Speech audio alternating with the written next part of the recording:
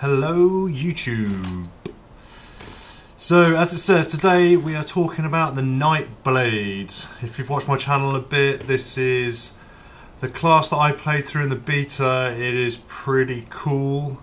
Obviously it's kind of an assassin, stealth, bowman, double-hander. I personally went ham with the double-handed sword and double-handed axes and maces.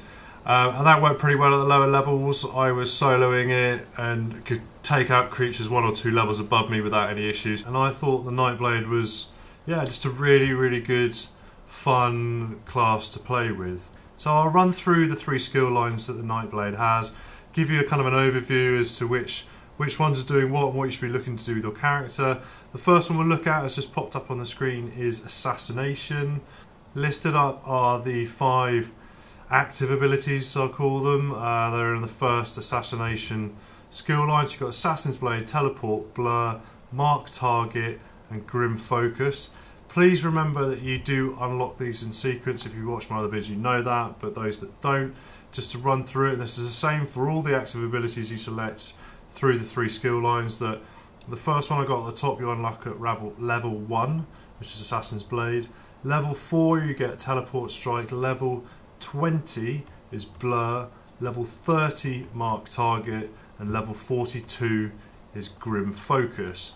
And you do unlock those obviously as you hit that level of your character, so you get those in sequence. But first one to look at then, which you can unlock at level 1, is Assassin's Blade. I use this a lot during the beta. This is thrust a magic blade with lethal precision to stab an enemy for magic damage. Causes 300% more damage to low health targets. So it's an amazing finisher. You can be scrapping away and get them down just to a low health. Definition of low health I reckon is around lower than 25%. Not 100% sure, but maybe just do a bit of research on that. And yeah, pop that in and it's going to knock off 300% more than you'd normally do in magic damage, which is an excellent finisher. If you wanted to actually morph that, which is the thing you can do by adding skill points onto an existing ability, so you send more skill points on a ability line, you can morph that into what's called Killer's Blade. Now Killer's Blade is what I used as well. Adding another skill line in that heals you for 17% of your max health if your target dies within 3 seconds. That is amazing, because as a Nightblade you don't really have much healing ability. So to be able to finish off a target, kill a target and get health back is not only really important just to enable you to keep going through the dungeon, you know, to get your health back without having to use a potion, but also in a crowd situation you can get several enemies down to low health and then pop Assassin's Blade and finish them all off and get your health back up, or maybe get one down and whilst they're attacking you finish him. It's just really useful to actually staying alive as a Nightblade when the people start attacking you left, right and centre. So highly recommend that. Regardless of what skill lines you go for, Assassin's Blade is utterly useful as a Nightblade. You can morph Assassin's Blade up to Impale by adding another skill point. That enables you to use the ability at range. So increases the range from 5 meters to 15 meters. Personally don't really see much use for that, because as a Nightblade for me I was always in melee combat, so the 5 meter range is about right. That you want to be close enough to use it because you're melee. Increasing it to 15 meters means what? That you're further away, and that's unlikely if you're having a bit of a scrap with an enemy. Therefore I don't want to spend a skill point unlocking something that's, you know, has limited usefulness, if I can say that word, which I can't obviously. However, if you're a bowman, if you're a Nightblade with a bow, that could be massively useful. You could bow them a few times. Once they get within 15 meters, you do the impale, kills them, boom, next enemy. So yeah, really useful skill. Next one we'll look at Teleport Strike. So as it says on the screen, flash through the shadows and ambush your enemy for X amount of magic damage, stunning them for 1.5 seconds. If the player is a target, they're immobilized for 1 second. So again, I did use this. This is a great initiator, so if you've got more than 2 people, or even 1 you can use it on. So you kick off, initiate with Teleport Strike, it launches you I think it's about it's about 20 meters, 22 meters range, and that's it's quite a distance. They won't have spotted you by that point. You can sneak up to them, flash them, they get stunned, smack them away, stab them in the back a lot. It's like true assassination style, and then you can finish them off with Assassin's Blade. Happy times. The fact that, as in PvP, they get immobilised is a bit of a nerf, really, isn't it? You can see there'll be loads of Nightblades teleport striking and just basically stunning everyone left, right and centre. So if you are a Nightblade, obviously you'll just stun them, which means people are going to be, in PvP, attacking you back if you're close enough. Which, that's fair enough, I guess, because it's only a level 4 spell, so PvP, I'd definitely be conscious that teleport strike is going to be spammed by a lot of Nightblades. If you want to level that one up, you can increase its damage to all nearby enemies, so it hits an AOE, which is amazing. And also affected enemies who get hit by the AOE have the movement slowed by 60% for 6 seconds. Pretty awesome. Then finally, if you want to morph it up by another one, you also get Empower after you do your teleport strike, which gives you an additional 20% damage on your next attack. So you can teleport strike, because you can, they're stunned, you do a massive heavy attack, which has got your maximum hit plus 20%. Oh, you're going to be dealing some serious damage at the start of that battle. Cool, so I reckon those two, Assassin's Blade, teleport strike, is truly epic abilities. And I'm tempted just to be a Nightblade now, having looked at those two all over again. And definitely a Khajiit Nightblade, because then you'll ultimately be unstoppable, pretty much OP. Anyway, Blur. So Blur, you surround yourself with a phantasmic aura to gain major evasion, increasing your dodge chance by 20% for 20 seconds. Phantasmic.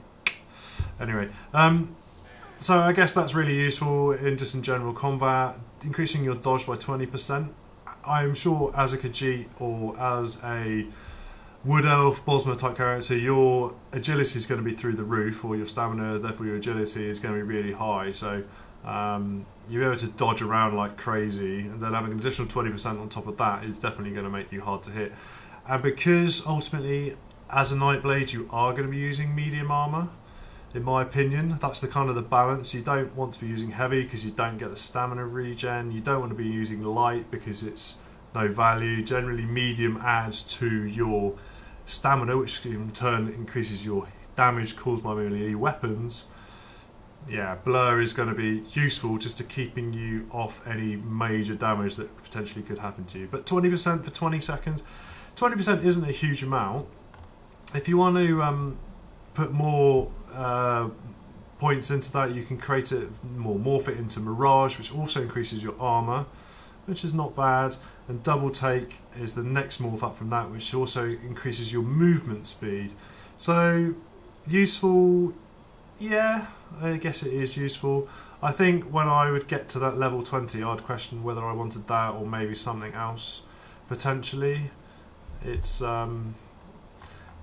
useful but not amazing, if you ask me. Right, and then at level 30 you get Mark Target. So Mark Target gives you expose an enemy weakness to affect them with major fracture and major breach, reducing armor and spell resistance by 5,120. I have no idea what that figure means, to be honest, for 17 seconds. When an enemy target dies, you're restored for 37% of your max health. So yeah, you cast that, makes them really susceptible to you taking them down, and also gives you loads of healing. So definitely a useful target. I can't check it because I've lost access to the game, but I'd love to know whether you could come out of stealth when you mark target, because you might like to mark target, teleport strike, smash them up, hit Assassin's Blade. And that will give you your whole health back, as far as I can tell, because they're going to die, give you 37% plus the 20% or however much it is for Assassin's Blade, and you've got 60% of your health back. Amazing. So if you want to morph that, then The mark target, you morph it up the first one, increases duration. You can see a target if they go stealth or invisible. Very useful for PvP, I'd suggest. So once you get up to level 50, or maybe you want to do PvP before, then I'd recommend taking that, because it could obviously turn the tide if someone tries to run away from you whilst you're smashing them.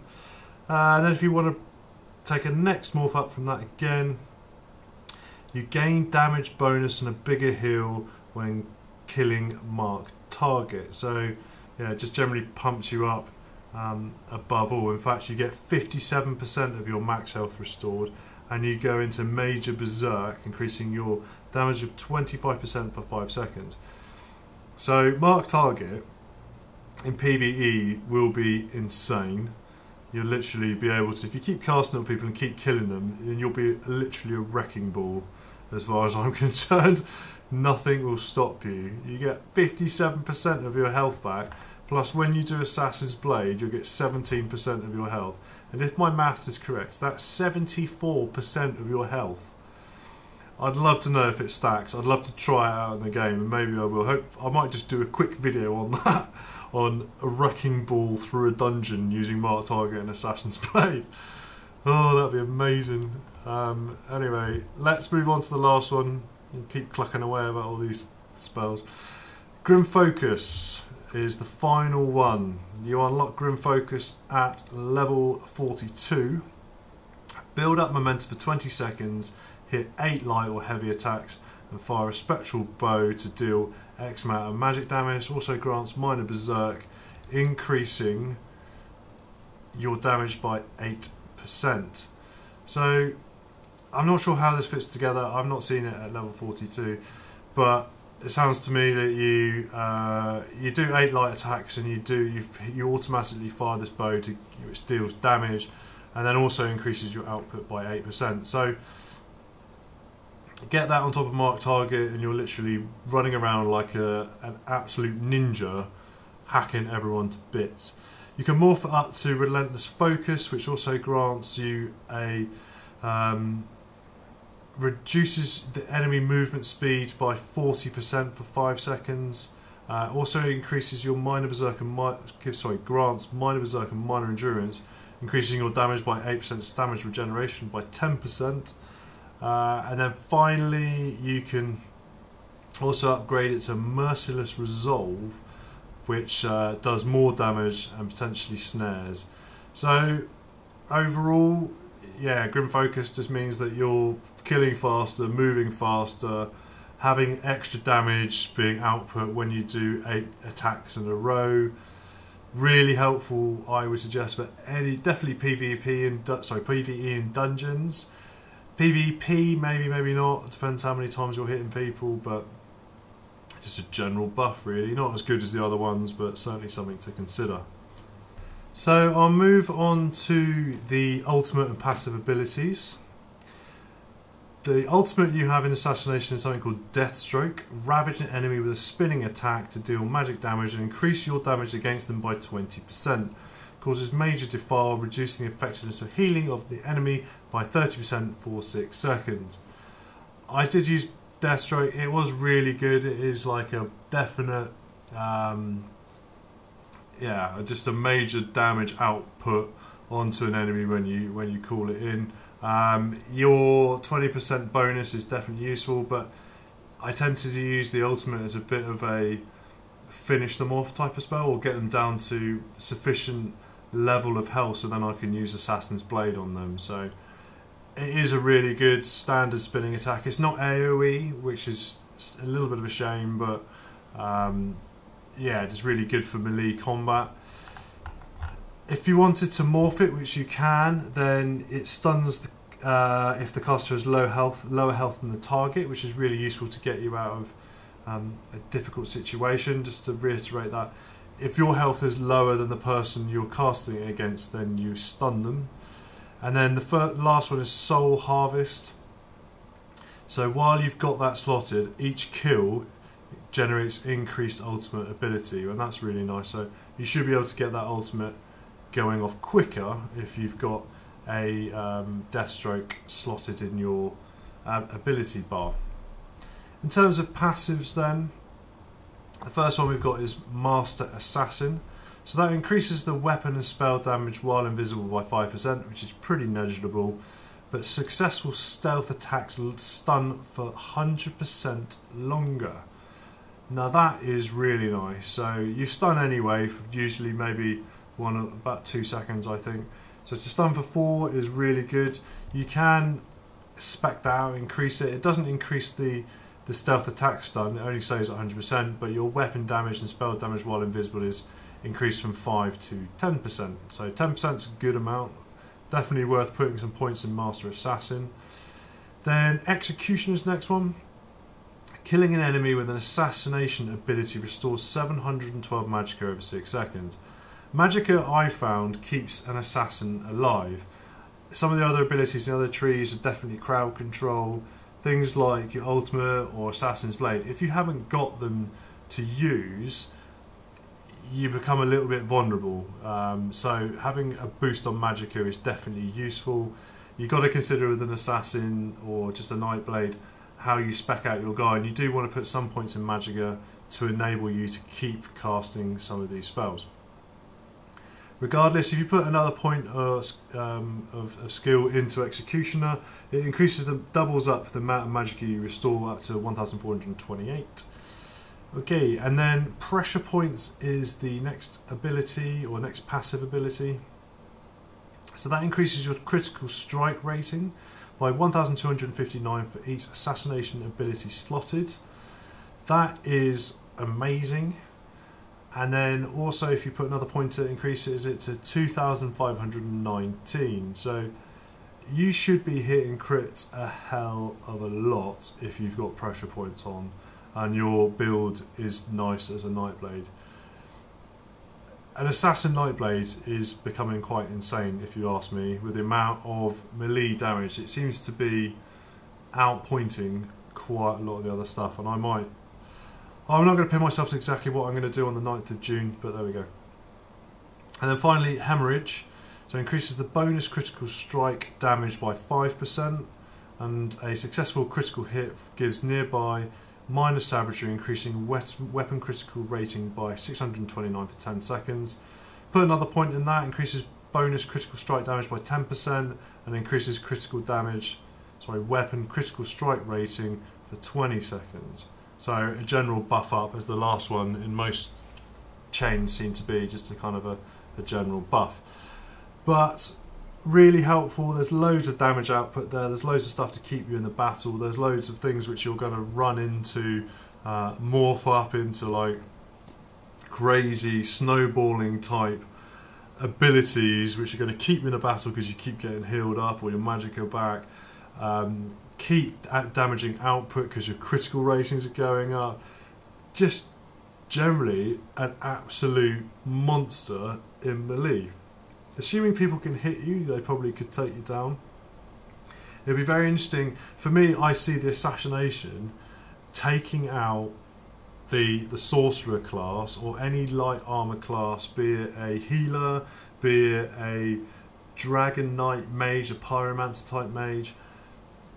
Assassin, with all those crit strikes, stuns, kicking in with the teleport strike, all that sort of stuff is, yeah, you're going to take people out in PvP. I know you can do it in PvE because I said I played with this character a fair amount, and I could, on a 1v1 situation, I barely lose any health, and I've managed to, if I could time it right, be taking out bosses and all sorts without too much problem.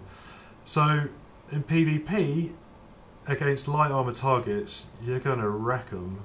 I guess the question is, what kind of setup would you want to use for this? For me, a big sword works really well. I guess with your critical strike rating, dual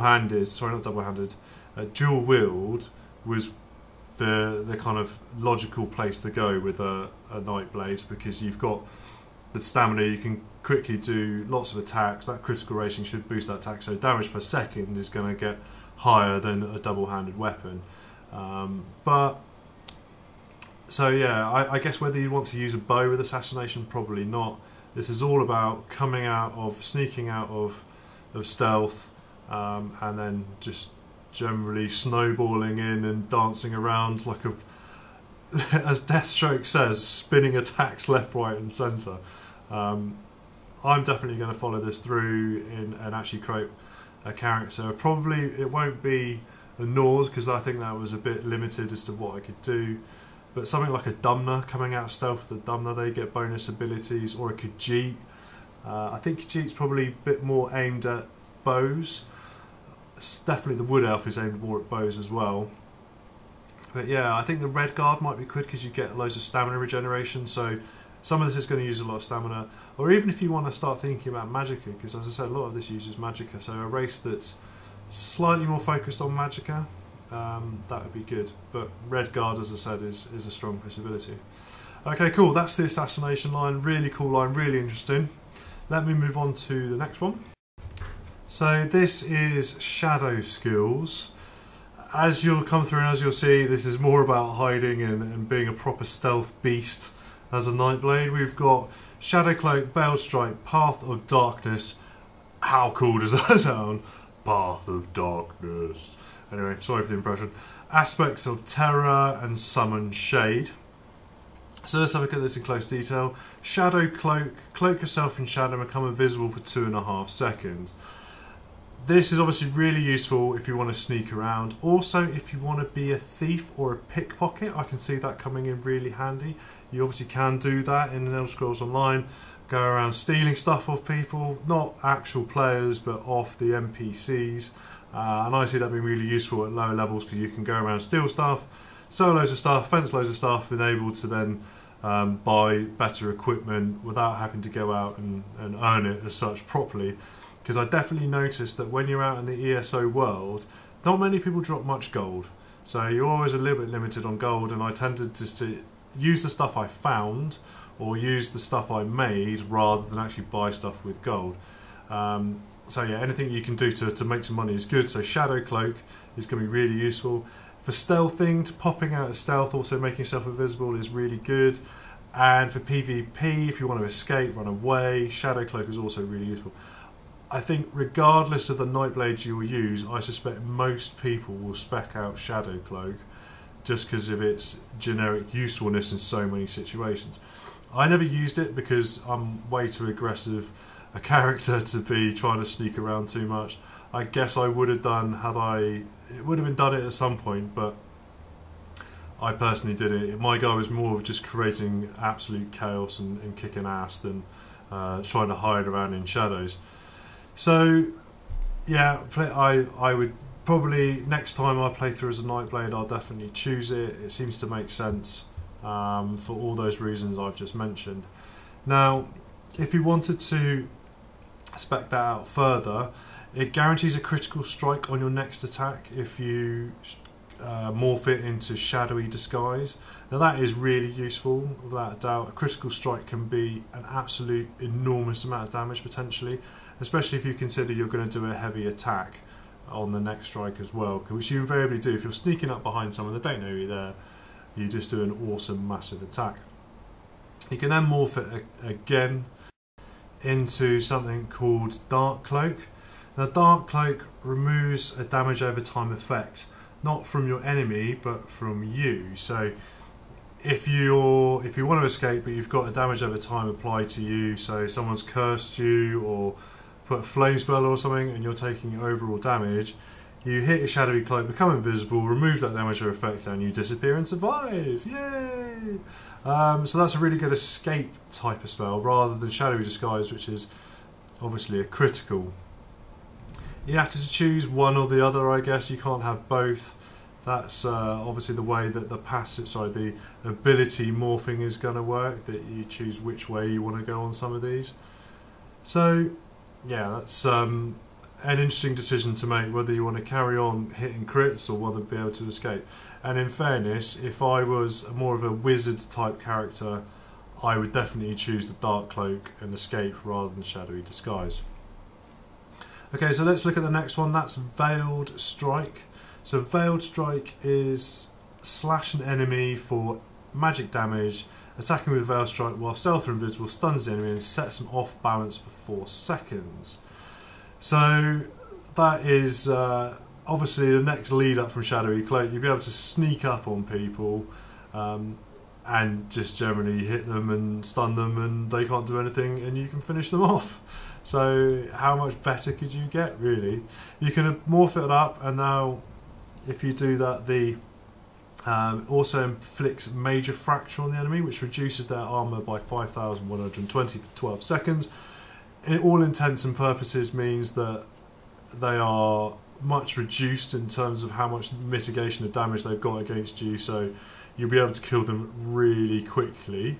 And there's major fracture is actually one of the passive skill lines we'll look at in a bit. Or you can have concealed weapon, which while slotted, movement speed while stealth and invisible is increased by 22%. So those of you with the less patience like myself, you can run around a bit quicker whilst you're stealth, which is why I don't stealth. That's because I don't like plodding through dungeons too quickly. I'm all about the aggression. So that's quite a good morph to have, although major fracture is amazing, to be honest. Sorry, the surprise attack. So the previous one to morph it up, and the other way to give you major fracture is definitely, from a damage perspective, absolutely insane. Okay, so Path of Darkness next. Path of Darkness, as I said earlier, create a corridor of shadows dealing magic damage to enemies in the target area for every 0.5 seconds, half a second. While on the path, you gain major expedition, increasing your movement speed by 40%. I'm not sure how big or small that corridor is, but it's certainly, we've not seen any AOEs from the Assassination line, and that is a definite AOE. Plus you can also run around like some crazy beast because you get 40% extra movement speed. So are people going to be able to catch you, shoot you, stun you, hit you if you're legging it around like some whippet? I would suspect not. And if those of you don't know what a whippet is, it's like a greyhound, just a dog thing. Alright, good. So really nice thing. I kind of think that'd be really helpful, maybe, but definitely in the Assassination line, because if you start speccing yourself up and building this momentum spells and increasing your damage, etc., Path of Darkness is fit for purpose for you, because you're doing AoE against all those guys and increasing your movement speed, which would be absolutely bonkers. If you morph it, it creates a larger conal area and deals more damage. So that's the first morph, so you increase the amount of damage you're doing every half second. Or there's a refreshing path which heals your allies. So that's quite a nice one if you're working in PvP or in a group dungeon. You hit refreshing path. I'm sure it'll heal you as well. So yeah, it's kind of like a nice buff to get. Probably not as useful as the other ones. The fact that if you're using Assassin's Blade effectively and the other kind of healing strikes, then you probably won't need that one, to be honest. So I would probably just put one in for Path of Darkness. I don't see that you'll need much AoE as an assassin, or sorry, a Nightblade. But I guess that's your personal choice. Next one along, Aspect of Terror. This sounds pretty cool, doesn't it? So Aspect of Terror summons a dark spirit to terrify up to 2 enemies, causing them to flee in fear for 4 seconds.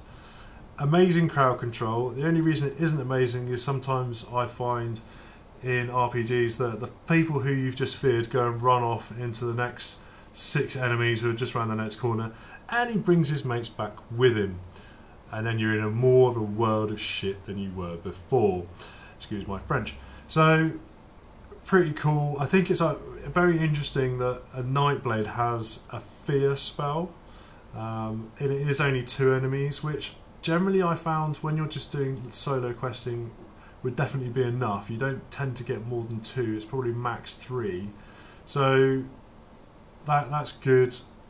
It's not as interesting or as exciting as the other one. I guess it's definitely going to be useful in dungeons where you have got elite mobs attacking you, and so to cause some run away, if only for 4 seconds, is going to give you a little bit of respite. And maybe in that 4 seconds you hit your shadowy cloak, hence the skill line of shadow being, all intents and purposes, a very similar skill line. So definitely useful. You can morph up into something called mass hysteria, so enemies are snared and deal less damage when the effect ends, which is nice, so that buffs it out. They have a reduced movement speed for 50% for 4 seconds, and their damage is reduced by 15%. So you get overall 8 seconds worth of output on that spell. So that's that is definitely a morph I would take personally. And also, almost missed it, the Dark Spirit, this aspect of terror that you call up, terrifies 3 enemies instead of 2. Epic. That morph is a no-brainer if you ask me. If you're going to take aspect of terror, definitely take Mass Hysteria. Or Manifestation of Terror. Conceal a dark spirit at your location. When an enemy comes close, the spirit will induce fear in all nearby enemies for 4 seconds. Excuse me being weird, but that sounds really odd. It sounds like I don't know. It sounds like almost the way it's been described. Sounds pretty much like a ghost story in itself. So it just creates a trap that nearby enemies fear. So I guess if you plan that really well, that'd be amazing. And also, critically, it doesn't have the effect which I just talked about a moment ago, where you fear people and they go and call their mates and everyone comes and has a mass maul beating on you. Because you can go and set that trap somewhere else, and then you can run away, come back to it. People run away, but you've already disappeared because you're a little shadowy assassin, and you've hid behind a rock somewhere with your cloak. So that's crowd control, not direct crowd control like some of the other lines, but a bit of an RNG crowd control, which is quite nice. Should be pretty interesting. The fact that this isn't like an illusion line or a maze line, I do find. I'd like to see that personally. Put a comment if you want, if you agree or not with me, but I'd like to see that more within a maze line. But that's my preference. Anyway, finally then, and in terms of the abilities, at the last level, rank 42, you can get Summon Shade. So summon a shade version of yourself to attack an enemy and fight by your side for 13.8 seconds. Not 14 seconds, not 13 seconds, but 13.8 seconds. The shade deals magic damages and causes minor maim, reducing the target damage for 15% for 4 seconds.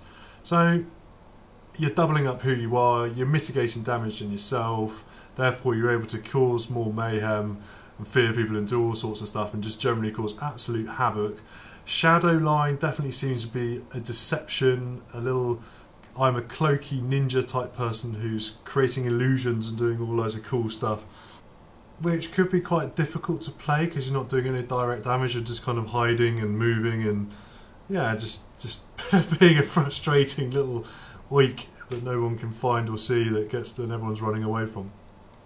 But that's quite good fun, if you ask me.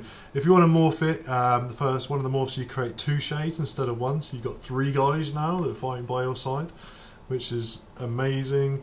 Or shadow image the other, so you create a range shade, which deals more damage. You can activate it again to teleport to the shade, so you can teleport around using it.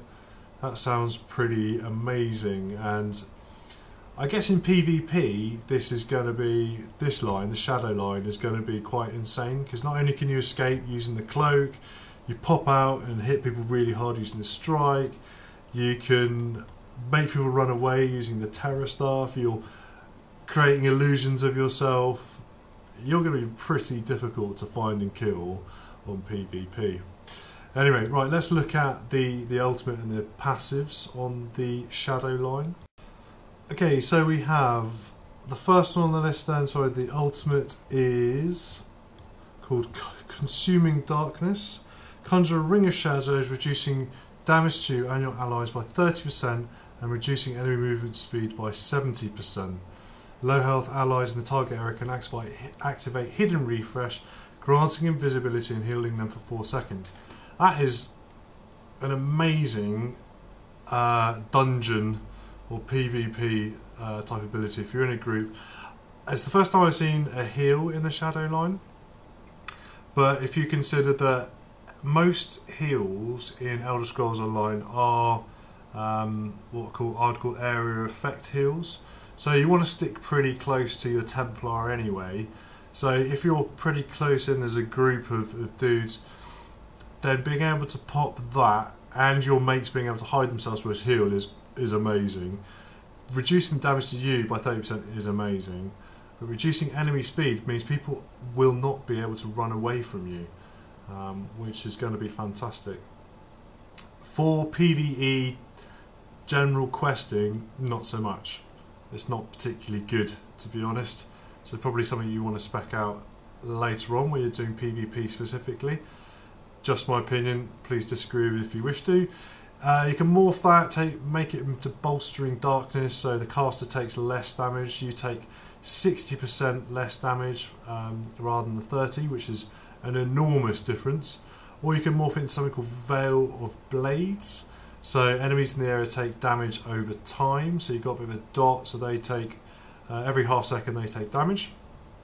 So that's the uber AOE effect. Enemies taking damage, also having their speed reduced by 70%, plus your plus your allies can heal themselves and get invisibility. Wallop. That one is the ultimate of all ultimate AOE effects right there. Veil of Blades. Now, if we look at the passives, you've got Refreshing Shadows. So the first rank of that increases your stamina regeneration by 50%. You can rank it up again to get 30%. That's alright, 15, 30, it's regeneration. I don't find, you can take a potion to do that a lot faster, so yeah, I'm not really that worried. Or you can take Shadow Barrier, that's the next one. Activating a Shadow ability gives you Major Ward and Major Resolve, increasing your spell resistance and armour by 5,000 for 2 seconds. That is pretty nice. That's a general resistance buff. So I would definitely recommend to take that. That's going to make you much, much, much harder to kill. You get 2 major wards and resolves assigned to you for quite some heavy amount. So I'm not sure how often you can spam that, because Shadow ability, I think you're probably able to use it quite a lot.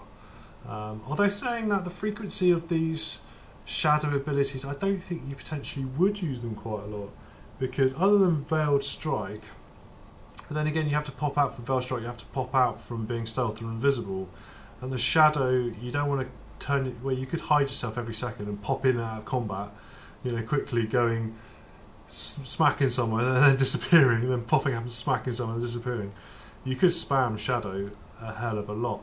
Path of Darkness you wouldn't cast too much, because you cast it once, yeah, you got it there and it lasts for a few seconds.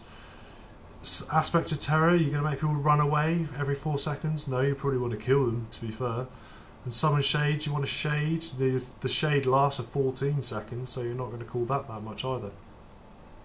I guess it's kind of interesting when you play it, if you were going to take it, almost straight at rank 14 you can take Shadow Barrier. That if you find yourself spamming Shadow Cloak, definitely take Shadow Barrier, because as you pop in and out of your stealth or your invisibility, you become so much harder to kill. Amazing. Okay, and then finally the Dark Vigour. Sorry, not finally, there's one more to go after this. Dark Vigour increases your max health by 2% for each Shadow ability slotted. Fine, 2%. You potentially could have 5 Shadow ability slotted, so that's 10%, which is a lot. Upgrade it to 3%, so between 3 and 15%, that is a huge amount. Would I prefer to have Shadow Barrier over that? No, I'd take Shadow Barrier personally, but I'd also take that over Refreshing Shadows, because you're going to be, again, so much harder to kill. Could you create a tank Nightblade? That is my question. Is it possible? And as a tank, oh, I'm imagining it now, right? As a tank, yeah, you wouldn't want a Shadow Cloak because people would stop attacking you, which would really annoy your mates. But you could do Path of Darkness, which means you'd be running around and distracting people and harder to hit for so much harder. Aspect of Terror would be epic as well, because people would just be running away from you and then attacking you, run away from you, so you just mitigate all their damage while smashing them about. The Shade means you've not got 1 tank, you've got 2 tanks, but actually you could have 3 tanks. Oh, I'm almost getting excited myself, as you can hear. But, oh, I'm tempted. Anyway, that's for you to decide what character you choose. A Nightblade tank. I'm going to do some research. I'm so glad I'm making these videos. And then, okay, the last one, Dark Veil, on the passive abilities, increases the duration of shadow abilities by 8%, and then you can spec that out to increase it by 15%. Again, 10% or 8%, 15%, really helpful. You don't get that till available to do that until rank 39, so it's kind of a buff, but it's a good buff. Being able to stay visible for longer, being able to get a summon shade or one of your mates for longer, all of the things that are in the shadow line are generally have some time effect to them, so to increase that time is definitely useful. Right, so that's the shadow line skills, definitely pretty cool. Let's have a look at the siphoning abilities. You've got Strife, Agony, Cripple, Siphoning Strikes and Drain Power. First on the list, Strife places damage over time on your target which heals you for the duration. Did I hear someone say tank? Was there a tank somewhere? I think I might have done. I guess anyone could use it really. It's a damage over time with heal is nice. In actual fact, it heals you for 25% of the damage inflicted for every 2 seconds. So for I guess 20% of damage is not actually a huge amount. And 2 seconds is not very long. So it's pretty limited, to be honest. It's as I used to do when I was the Nightblade, and you can watch it on my videos. When I got really low on health, and they were quite low on health, I would just run away from them while spamming the spell, because it kept me away, kept me alive, but also pumped up my life while stealing theirs, until they got to a certain low enough level that I thought I could take them out with Assassin's Blade, pop that in there, steal their health even more, jobs are good. And so it is actually quite nice. I wish it would be a bit longer than 2 seconds.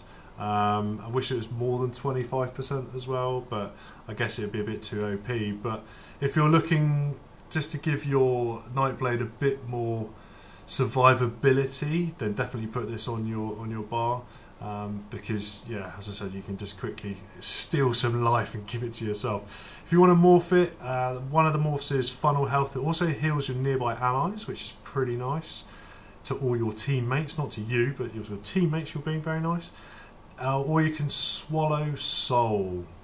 So that gives you minor vitality, so it increases the healing you receive by 8%. Now that makes a world of difference, so you get up to 30% of your healing. So, well, that's not actually true. It's a bit convoluted how this is explained, but it increases your healing by 8%, you receive by 8%, so you probably get 10% on top of the 25%. So call it, if it's healing you for 250, you get another 25, so that gives you 275, rather than it being 32%, therefore you'd get 320. I hope my maths makes sense to you. So it's not as powerful as it seems, because you're not adding 8% onto 25, you're actually taking an extra 8% of what 25 is. Anyway, I've baffled everybody, I'm sure. Next in the list is Agony. I'd use this a lot for crowd control, and as soon as I got this spell, I honestly started just destroying people, because the spell is shackle an enemy in torment for stunning him for 30 seconds and dealing magic damage over 5 seconds when the effect ends. Point to note, stun is broken if the enemy takes damage, so not as useful when you're in a dungeon or got AoEs popping off from all your mates, but if you're soloing, you can pin certain enemies that you don't wish to fight for 30 seconds. Let that sink in for a bit. You literally don't have to fight anybody that you don't want to fight. I did have problems casting this on certain enemies which are too high level than you, so like bosses and all that sort of stuff. It didn't do anything. Yes, it would do some magical damage after 5 seconds, but it doesn't work on that. So it's really around just kind of, as I said earlier, solo questing, pinning people for floor, kill everybody else, and then go, oh, you're still there, oh, so sorry, and then just kick their ass as well. You can morph that into Prolonged Suffering. That will mean the damage over time that they take lasts for 7 seconds rather than 5 seconds when the effect ends, so a little bit more damage doesn't really seem that useful to me. I guess if you've got a lot of magic damage then it would help, but 2 extra seconds of magic damage, whatever. Or you can turn it into Malefic Wraith. I'm not sure I pronounced that right, but that's the best I'm going to do. With that one, it deals area damage when it comes to an end, so that's alright, I guess. But to be honest, the way I used to play it, the guy who I pinned to the floor, I would be killing all his mates and he'd probably be the last one alive, or he would, I'd pin a couple of them, so actually if one popped out did area damage, it would release the other one as well. So personally, for both of those, I'd rather save my skill point and put it in something else. Next up, Cripple. Sap an enemy's agility and bolster your own, reducing their movement speed by 40%, granting you major expedition, which increases your movement by 40%. That's amazing, to a degree. So if you are a bow type of character, if you're going to use a bow as a Nightblade, without a doubt you've got to take Cripple. My god. Hit that on them. There's a 28-meter range on it. They stop moving. You arrow the crap out of them, and if they get close enough, you run away 40. No, if you think about it, they're slower by 40% and you're faster by 80%. Therefore, there's an 80% difference. 80% difference in your movement speed. They're going to be like in slow motion in comparison to you. Wow. I guess that's got to be considered as to how that works in PvP, because as a bow user, aren't you just going to like destroy everybody? You'll be like, I don't need to say anymore. I'm pretty sure you guys are going to work out that using Cripple is going to be amazing against anything. Anyway, I will talk about the morph. First morph you can do on that, if increases the magic damage an enemy will take by 8 for over 8 seconds. So I've not explained that very well. Affected enemy also takes managed damage over 8 seconds. So the amount of damage you're doing to them increases. If the enemy dies while effective, 87% of the magicka cost is returned. Oh, sounds like spam to me. Cripple is the bowman's dream, let's be fair, because you can keep spamming that. If they die, you get your magicka back, you cast it again if you haven't got enough, kill them, haven't got enough, cast it, kill cast, kill cast, kill cast. Hooray! Alright, and Crippling Grasp is the other morph. So immobilizes and damage on impact. That's quite good. I mean, that means they just don't move anywhere really. Which doesn't really matter in some ways. So I'll go for the other one and get my magicka back. Debilitate all the way. Okay, Siphoning Strikes is the next one. Imbue your weapons with soul-stealing power. You bastard. Each basic attack restores at least 3% magicka and stamina and has a chance of restoring 15. So that's quite nice. Keeps you able to being running around casting spells, which as I said earlier as a Nightblade is extremely useful. You run out of magicka or stamina, you're dead. Without a doubt. You haven't got the health or the abilities to stay alive, unfortunately. And while toggled, your attacks deal less damage or weapon spell is reduced by 23%. So generally, yeah, you're looking at, you're not taking as much, dealing as much damage, but you're healing yourself. I guess it's okay, it's sort of good, but not being able to deal damage is a bit pants if you ask me. Leeching Strikes is one of the morphs that also restores 2% of your health, definitely a bonus. Or Siphoning Strikes is the other morph. Your damage mitigation is reduced down to 20% rather than 23%. Yeah, I'm not sure that's really worth it. It's neither here nor there, to be honest. I'm not sure I'd particularly use Siphoning Strikes. I'd probably plump for something else which is gonna, cause more damage. But if you find yourself running out of magicka and stamina on a regular basis, then you probably want to use it. Depends how you spec your character out, how much buffs and bonuses you're getting from your armour and your swords around stamina and magicka regen. So final ability is Drain Power. So siphon the vigour of your enemy's blood, very nice, dealing magic to all enemies nearby. Wow. Okay, and if an enemy is hit, you gain major brutality, increasing weapon damage by 20% for 17 seconds. So that's AOE. It's generally kicking ass with everybody, plus it's buffing your weapon out so you kick even more ass. I would definitely take that. I'd like to see how much damage it causes. I guess that's obviously scaling off your abilities, but yeah, definitely a very nice spell. You can morph that so your damage scales off your weapon damage and max stamina. That's called Power Extraction. So presumably if you've got, obviously you would have a really high stamina and weapon damage as a Nightblade, so that power extraction is going to cause mega damage to people. Or Sap Essence is the other morph, so it also heals nearby enemies and increases spell damage. So spec that in PvP dungeons, change it to Sap Essence, you're going to benefit your team massively. Pretty cool last spell. You get that level 42 though, so you're going to have to hang on for a while before you get Drain Power.